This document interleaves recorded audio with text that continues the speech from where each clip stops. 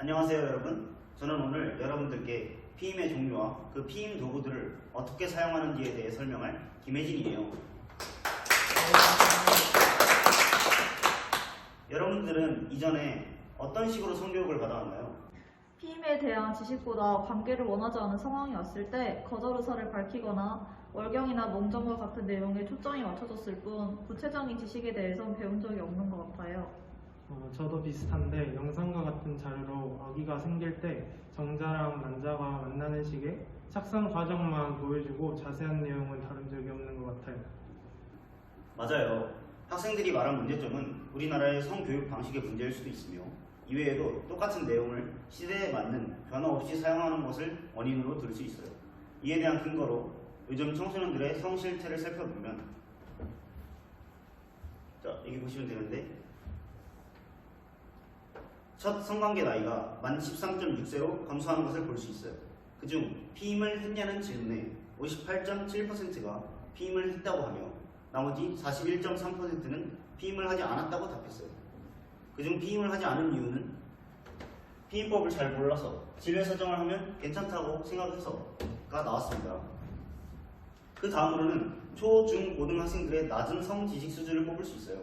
한국 간호과학교육학회지 연구에 따르면 초, 중, 고등학교 학생들의 성 지식 점수를 비교해본 결과 100점 만점에 초등학생 37점, 중학생 45점, 고등학생 56점으로 나이가 증가함에 따라서 성 지식 점수가 늘기는 하지만 세 그룹 모두 낮은 성 지식 수준을 보여줬습니다.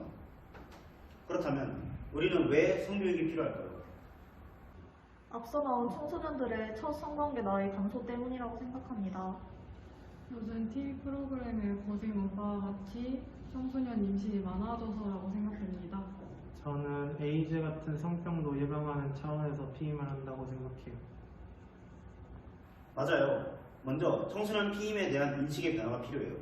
우리나라는 청소년이 성관계를 하는 것이 문란하다고 생각하는 부정적 인식이 강하다는 결과가 있어요.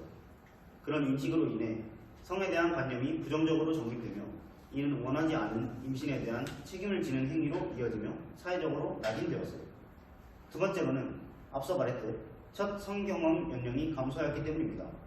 세 번째 이유로는 피임을 통해 성병 예방을 할 수 있어요. 마지막으로 저희가 피임 교육을 하는 궁극적인 이유는 피임 자기 효능감 강화를 위해 피임 교육을 실행하고 있습니다. 본 수업에 들어가기에 앞서서 학습 목표를 살펴봅시다. 먼저 일반적 학습 목표를 살펴보면 올바른 피임법에 대해 알고 실천할 수 있어야 합니다. 그리고 구체적 학습 목표는 4가지를 설정하였는데 먼저 대상자는 청소년의 성 관련 실태에 대해 인지할 수 있고 피임 교육의 필요성을 설명할 수 있으며 피임 종류를 열거할 수 있어야 하며 마지막으로 올바른 피임 방법에 대한 퀴즈를 풀 수 있어야 해요. 그래서 본 수업 들어가기에 앞서 우리 친구들의 성 지식을 간단하게 확인하기 위해 퀴즈를 풀어보려고 해요. 처음에 나눠줬던 학습지 2페이지에 한번 답안을 작성해 볼까요?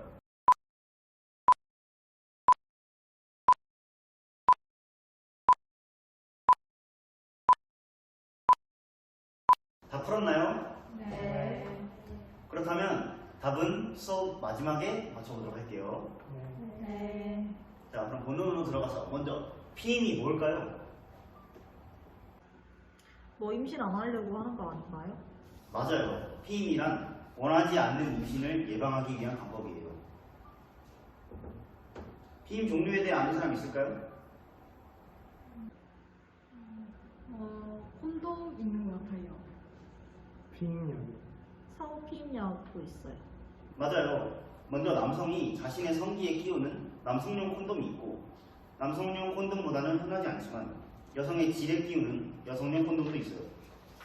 앞서 친구들이 말한 대로 피임약도 있으며 이외에도 자궁 내 장치와 남성의 정관을 잇는 정관수술 등과 같은 다양한 피임 방법이 있어요.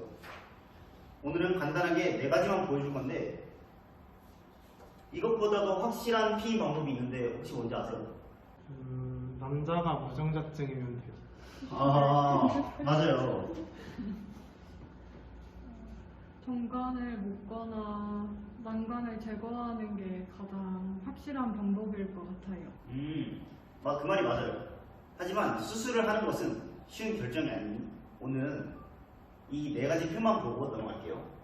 자, 먼저 가장 우리가 일상생활에서 편히 만나볼 수 있는 남성용 콘돔이 있죠.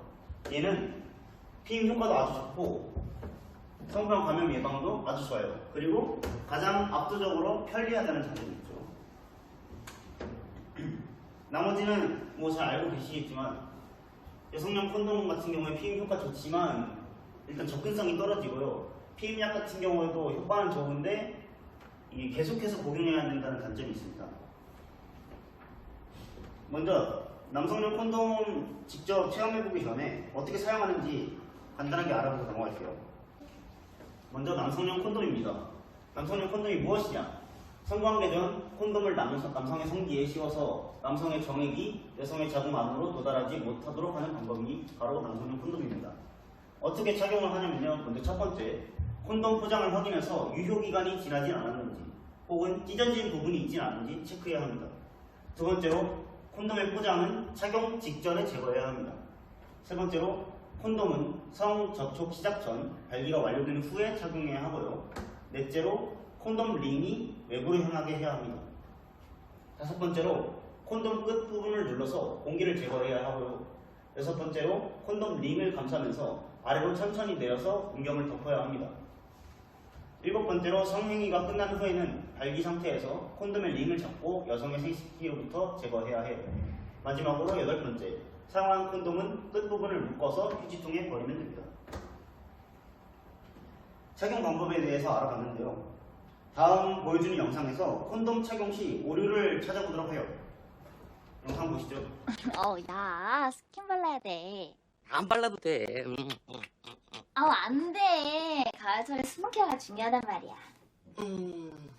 피부에 제일 좋은 게 뭔지 제일 잘 알면서. 나 다 알아. 오늘 배란일 끝났지? 그건 또 어떻게 알았대? 끝나긴 어제 끝났지.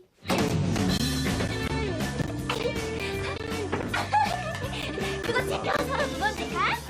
벌써 거기 돼 있지? 나가 이거 내 친구가 만든 건데 이거 완전 잘 나간대. 써보자. 그거 두 개 있지? 어우, 두 개? 이 변태. 두 번? 오케이, 두 번. 아니, 두 개 다 하고.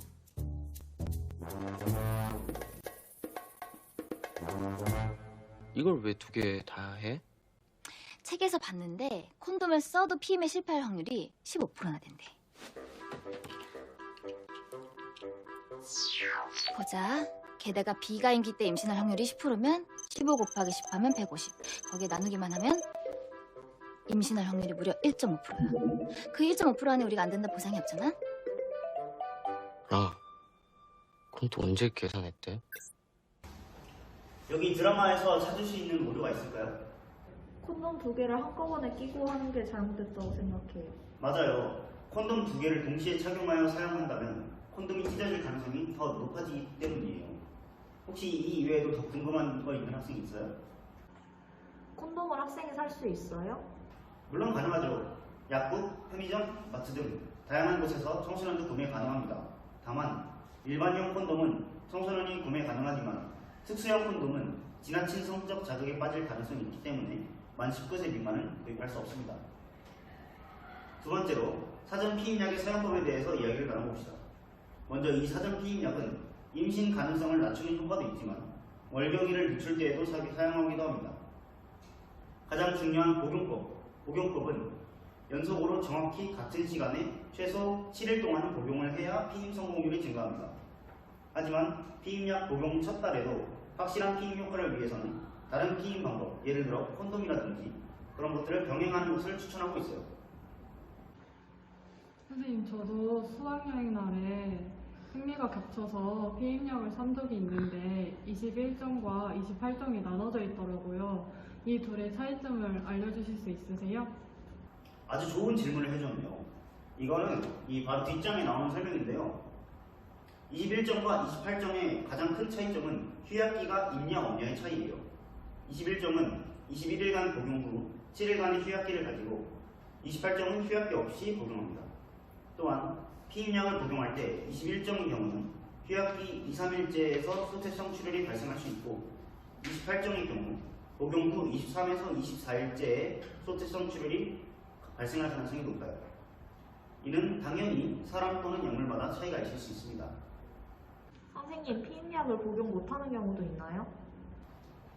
당연히 있죠. PPT를 보시면 혈전성 동맥정맥염, 혈관염, 혈전 색전증 등과 같은 혈액 질환이 있는 경우 35세 이상의 하루 한갑 이상의 흡연자, 중증 대사장애 환자, 인부, 수유부, 진단되지 않은 질출혈 환자는 복용을 하면 안 돼요. 또한 40세 이상의 여성, 유방암이나 고지혈증이 있거나 가족력이 있는 경우, 우울증, 자궁내막증 환자 등은 신중하게 복용해야 하며 의학 전문가와 상의 후 복용을 결정하는 것이 좋아요. 더 질문 있나요? 없군요. 그러면 실제 체험을 진행해 보도록 할게요. 앞서 설명한 내용대로 진행할 건데 먼저 사전 피임약의 포장지에 적힌 내용들이 앞서 설명한 내용이랑 비슷한지 다른 점이나 새롭게 알게 된 점은 있는지 비교하면서 보도록 하겠습니다.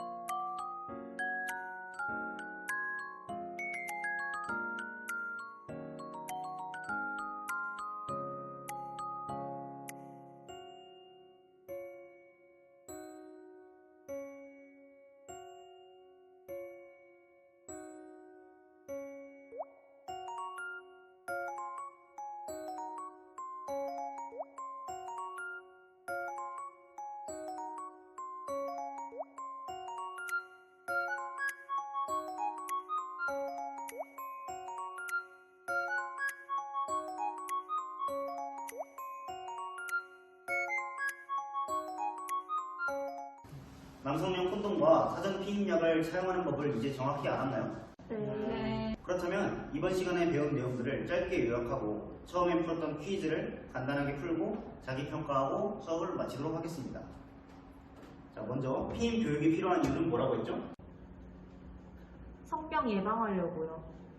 피임 자기 효능감 강화를 할 수 있어요. 피임에 대한 인식 변화가 필요해서요. 네, 맞아요. 다음으로 피임이란 원하지 않는 임신을 예방하기 위한 방법이라고 배웠어요. 남성용 콘돔, 여성용 콘돔, 피임약, 자궁내 장치 등 피임 도구의 종류에 대해서도 배웠습니다. 또한 남성용 콘돔과 사전 피임약의 사용법을 배우고 직접 체험해보는 활동도 했어요. 그렇다면 우리 학생들이 얼마나 지식을 습득했는지 학습지 4페이지에 있는 퀴즈를 풀어볼게요. 이 퀴즈는 앞에 풀었던 퀴즈와 동일해서 다 맞춰야 오늘 수업을 잘 들었다고 볼 수 있습니다.